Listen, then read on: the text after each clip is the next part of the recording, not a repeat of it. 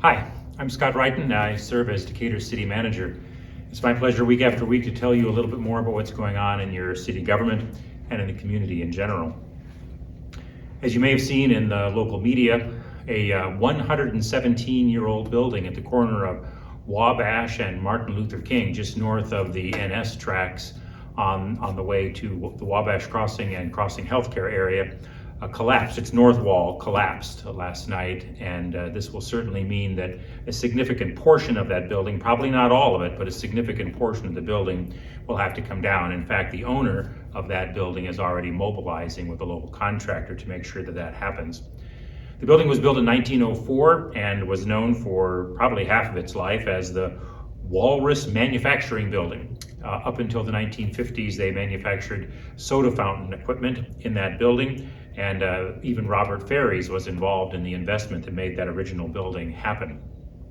This historical information was provided to me by the History of the Heartland, and I'm grateful for their giving me that information, as well as some pictures of what the building looked like in its heyday.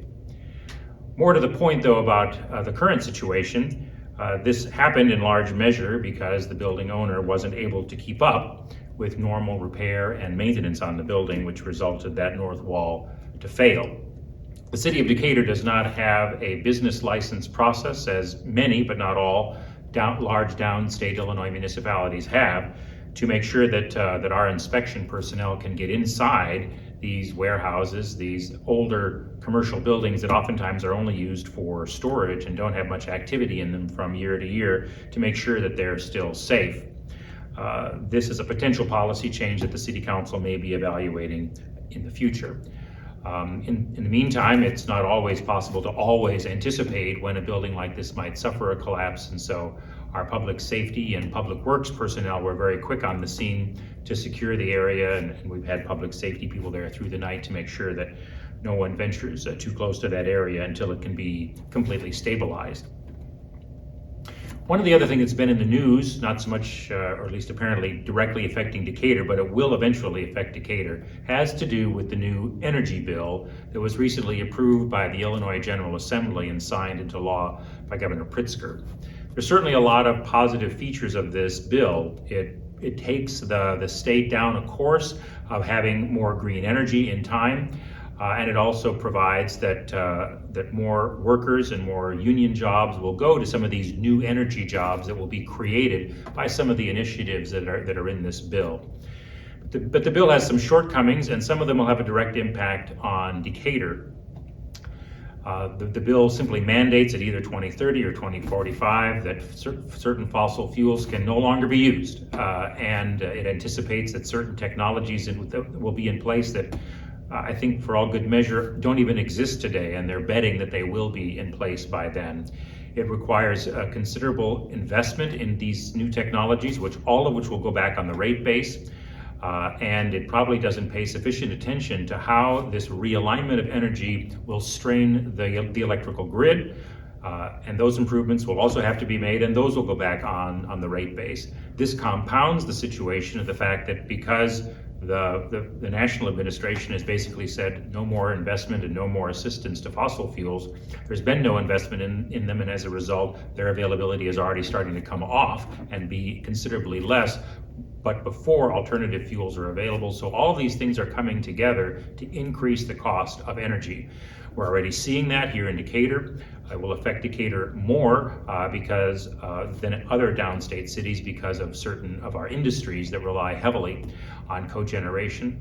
So we will be bringing you updates in the future about what you might be able to do to weather this influence and how it affects Decatur. But we're already seeing increases in power, and power is a major component of what makes up the inflation indicators, and we're already seeing inflation starting to increase.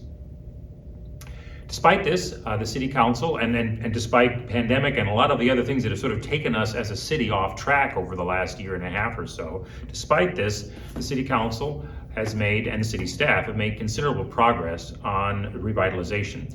Now, revitalization of our neighborhoods is something that's not going to happen quickly. It took decades for some of our urban core areas to get into the condition that they're in today, and it will take some years to get out of it.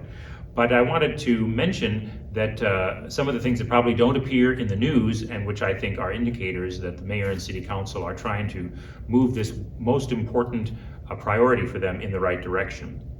One of these is that the mayor and council have dedicated now nearly more than $2 million just for demolition, acquisition of property, and debris clearing in some of these urban core neighborhoods.